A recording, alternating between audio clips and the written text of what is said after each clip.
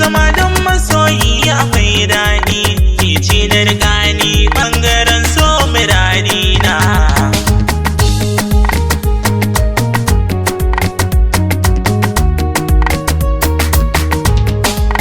Rayuwa sai da kai masoyi na san ji daɗi, a fagen so sahibi da kai nake kauɗi, ko zama ko kwakwa dai akwai gardi, shi komai yin so za ya ce akwai daɗi.